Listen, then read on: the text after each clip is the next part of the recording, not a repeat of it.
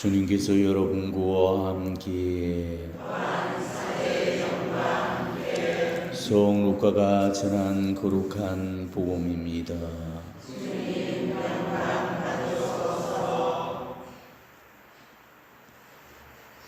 그때 예수님께서 눈을 들어 제자들을 보시며 말씀하셨다. 행복하여라 가난한 사람들, 하나님의 나라가 너희의 것이다. 행복하여라 지금 굶주리는 사람들, 너희는 배부르게 될 것이다. 행복하여라 지금 우는 사람들, 너희는 웃게 될 것이다.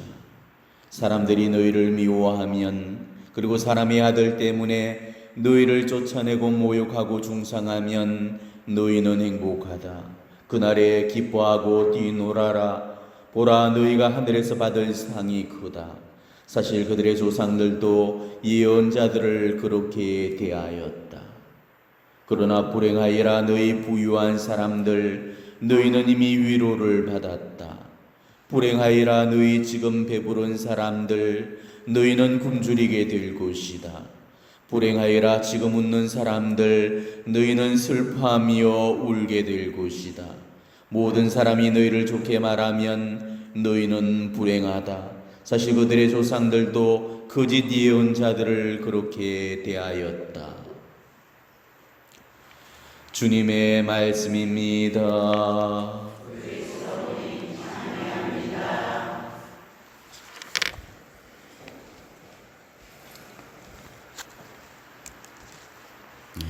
오늘 복음을 통해서 우리는 예수님께로부터 행복 선언과 불행 선언을 듣게 됩니다. 근데 예수님이 말씀하신 행복하여라 하는 그 부류들은 사실은 세상 사람들의 기준으로 본다면은 이거는 행복한 게 아니고 불행한 것을 말하죠. 또 마찬가지로 오늘 예수님이 말씀하신 불행하여라 했던 이 부류들도 세상적인 기준에서 본다면은 절대 불행한 게 아니고 오히려 행복한 겁니다. 오늘 예수님은 행복과 불행의 조건을 세상 기준과는 반대로 이야기를 하셨다는 것입니다. 즉 행복과 불행의 기준이 세상적인 그 기준과는 바뀌어져 있다는 것입니다. 지금 세상적인 가치에 의해서 이 세상을 살아가고 있는 우리가 오늘 이 예수님의 말씀을 들을 때는 도전처럼 들려질 수밖에 없는 거죠. 지금 주님은 우리한테 하나의 선택, 하나의 결단을 요구하고 계십니다. 우리 주님의 말씀은 무 자르듯이 이거 아니면은 저거고 이 중간지대가 없습니다. 그 속에는 어떠한 타협이나 양보도 없습니다. 제가 주일 강론에서도 말씀드렸듯이 예수님의 말씀은 혁명이고 도전입니다. 그래서 당신 스스로도 그 당신 말씀을 일컬어서 칼이고 불이라고 말씀하셨던 거죠. 나는 불을 일으키러 왔다. 나는 칼을 주러 왔다. 바로 그 불이 내 삶을 치고 들어와서 온갖 더러운 것을 다 불태우게 만들고 그 칼로 바로 그런 것과 아닌 것들을 과감하게 잘라내버려야 되는 것이죠. 그러니까 우리가 이 예수님의 말씀을 제대로 살아내려면 얼마나 정말 아프고 모진지 모릅니다. 하느님 말씀의 그 쓰거움도 모르고서 그저 금맛만 들여서 꿀송이보다도 달기 달다고만 생각하는 그런 사람들은 정말 아직 가야 될 길이 먼 사람입니다. 예수님의 말씀을 우리가 제대로 살아내려면 자기로부터의 혁명이 일어나야 됩니다. 그렇지 않고서는 절대 주님의 길을 따라가지를 못합니다. 지금 우리가 주님을 따른다고 말하기는 하지만은 은밀한 의미로 따르는 것이 아니고 믿는 것일 뿐이죠. 우리는 예수님이 걸으신 그 길을 따라가야 되고 예수님의 그 길을 따라가기 위해서는 예수님의 말씀부터 따라야 되는 것입니다. 오늘 예수님의 이 말씀에 공감하고 동의하는 그 사람은 자기 삶을 근본부터 갈아엎는 그런 혁명이 일어나야 됩니다. 난 이대로 살란다. 그런 사람들은 가짜 믿음 속에 계속 안주하겠지만은 이대로는 안 되겠다 싶은 그런 사람들은 삶의 궤도 수중을 이루어서 정말 자기 삶을 변혁시켜 나가셔야 됩니다. 예수님 따르겠다고 한 데에서 다 제자가 되는 거 아닙니다. 예수님의 제자들 중에는 이름만 제자였던 자도 있었죠. 또 예수님 제자가 되고 싶다고 많은 사람들이 찾아왔지만은 아무나 다 제자가 되어지지는 못했습니다. 부자 청년처럼 주님을 따르고는 싶어 했지만은 재물을 버리라는 그 말씀에 재물에 대한 욕심이 발목을 붙들어서 결국은 울상이 된 채로 예수님을 떠나고 말았죠. 주님은 그에게 버리고 따를 것을 요구를 했지만은 그는 결국 버리지를 못해서 따르는 것을 포기하고 말았던 것입니다. 이처럼 주님을 따르는 길은 주님의 말씀을 따르지 못하면 못 가는 길입니다. 주님을 따르기 전에 우리는 주님의 말씀부터 먼저 따를 수가 있어야 된다는 거죠. 진짜 행복에 이르는 이 진복자의 길이란 거 결코 쉽거나 녹록한 길이 아닙니다. 이거 아니면은 저거기 때문에 우리는 둘 중에 하나를 잡고 하나는 버려야 됩니다. 두 마리 토끼를 동시에 잡을 수 없는 거, 이게 하나님의 길입니다. 그러니 그 선택이 어찌 쉬울 수 있겠습니까? 세상은 온갖 것들로 미혹을 하면서 우리에게 추파를 던지고 있고, 또 하느님은 그것을 과감히 끊어내라고 하는 바로 이 갈등 속에서 우리는 그 기로 속에서 고민할 수밖에 없는 것, 지금 이것이 이 세상을 살아가는 우리들의 어려움일 것입니다. 그렇지만 어느 게 진짜로 행복한 진복의 길이고 어느 게 가짜 행복의 길인가를 우리가 안다면 아파도 끊어야 될 거는 끊어야 되고 힘들어도 포기하지 말아야 되고 괴로워도 마지막까지 그 길을 가야 되는 거죠. 대충 적당히 타협하면서 절충할 건 절충하고 양보할 거는 양보하면서 나는 하느님께 돈을 드리고 하느님은 나에게 복을 주시고 그야말로 누이 죽고 매부 죽고 님도 보고 뽕도 따고 이러면 얼마나 좋겠습니까? 그런데도 예수님의 그 말씀에는 그 어떠한 타협이나 절충도 용납을 하지 않으십니다. 꼭 버려야만 따를 수 있고 안 버리면 따를 수가 없는 건지, 행복하기 위해서는 꼭 가난해야 되고 가난하지 않고서는 행복할 수가 없는 건지, 행복하기 위해서는 꼭 지금 울어야만 하는 건지, 울지 않고서도 행복할 수 있는 길은 없는 건지, 우리는 지금 이 모순적인 현실 앞에 한 가지 것만을 선택해야 됩니다. 행복한 길을 선택하느냐 불행한 길을 선택하느냐. 우리는 지금 이 기로에서 고민할 수밖에 없는 것입니다. 지금 당장에는 행복한 길이 좋아 보이지만은 그 길은 나중에 끝이 안 좋게 되고, 지금 당장의 불행한 길이 안 좋게 보여지지만은 그 길의 끝은 너무 좋은 거고.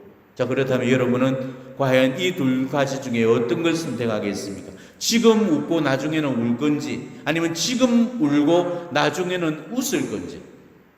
우리에게는 이 두 가지 외에는 선택할 답지가 없습니다.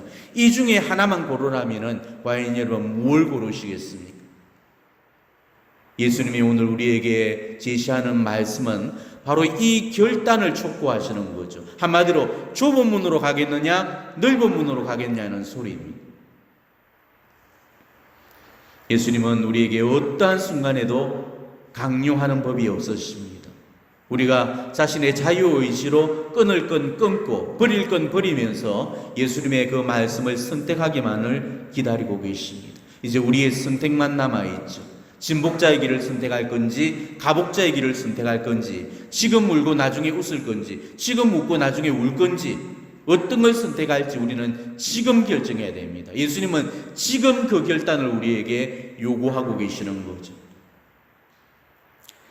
조삼모사라고 들어보셨을 겁니다. 얄팍한 꾀를 부려서 이 사람들을 속여 먹을 때 이 보살성어를 많이 쓰고 있죠. 이 조삼모사에 유래되는 그런 얘기가 있죠.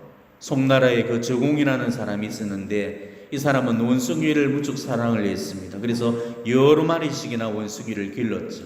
근데 워낙 원숭이들을 사랑하다 보니까 저공도 원숭이의 뜻을 다 알아차렸고 원숭이들 역시도 저공의 마음을 읽어내었던 것입니다. 그렇지만 저공은 집안이 워낙 가난해서 원숭이의 먹이를 때에 맞춰서 줄 수가 없는 처지였습니다. 근데 갑자기 먹이를 줄이게 되면은 말을 잘 듣지 않을 것 같아서 한 가지의 속임수를 써서 말했죠. 자, 너희에게 도토리를 주되 아침에 3개를 주고 저녁에 4개를 주려는데 어떠냐? 이때 원숭이들이 다 들고 일어나서 불같이 화를 내었습니다. 바로 이때다 싶어서 저공이 바로 말을 바꾸죠. 좋다, 그러면은 내가 이렇게 해주마. 도토리를 주되 아침에는 4개를 주고 저녁에 3개를 주겠다. 이제는 만족하겠느냐? 이 말을 듣고 원숭이들이 손뼉을 치며 좋아들하고 감사하면서 엎드려 절을 넙주겠다고 그럽니다. 자, 원숭이들은 지금 당장에 그 눈앞에 이익을 쫓아서 4개의 먹이를 원하기는 했지만은 결국 나중에는 3개밖에 먹지를 못하는 거죠. 지금 좀 작지만 3개를 먹어두고 되면 나중에는 4개를 먹을 수가 있는데 지금 당장의 이익만을 생각해서 나중에 행복을 놓쳐버린 겁니다. 이게 원숭이들의 어리석음이라는 거죠. 집에 가서 혹시라도 키우는 강아지가 있거든 한번 테스트를 해보십시오. 강아지 앞에다가 아주 맛있는 거하고 맛없는 거를 두면 걔들은 언제든지 반드시 맛있는 음식부터 먹고 나서 그 다음에 맛없는 음식에 입을 대게 됩니다. 지가 제일 좋아하는 맛있는 음식을 2개를 딱 두고서도 그 중에 더 맛있는 음식부터 입을 대게 되어 있습니다. 그렇게 해서 우리가 애견들의 음식 기호를 알아낸다고 그러죠. 근데 우리 인간은 안 그래요. 인간은 언제나 그 반대로 맛없는 것부터 먼저 먹고 맛있는 것들은 나중에 먹게 되죠. 왜냐하면 맛없는 것도 먹고 맛있는 것을 늦게 먹으면서 그 맛있는 것의 그 맛있음을 최대한 그 맛을 즐기고 이 기호를 즐기기 위해서 그렇다는 거죠. 자, 그런데 우리가 음식은 그렇게 하면서 왜 행복은 그렇게 하지 않느냐는 것입니다.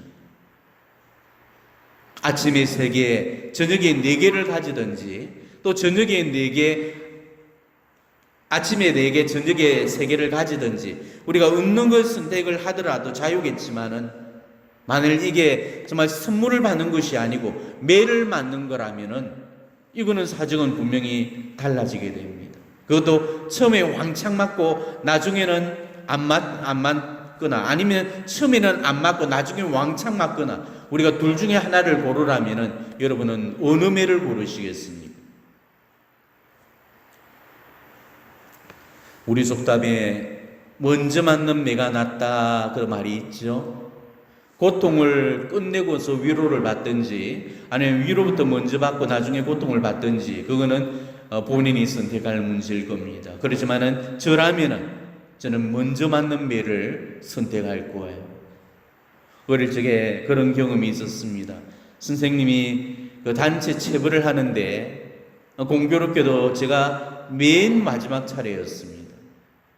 아이들은 차례로 엎드려서 이 빠따를 몇 대씩을 맞는데 이 맞는 도중에 자지러지는 비명소리, 우는 소리, 다그치고 윽박지르는 선생님의 소리가 계속 들려오는 거였습니다. 그 모습을 보고 희급을 하면서 얼굴이 노래졌죠. 제 차례가 다가오면 다가올수록 공포는 더 크게 밀려왔습니다. 얼마나 공포스럽던지 맞기도 전에 죽을 것 같았습니다. 그런데 처음에 먼저 맞은 놈들은 아무렇지도 않은 듯이 궁익만 하면서 낄낄거리고 앉아있는 거였습니다.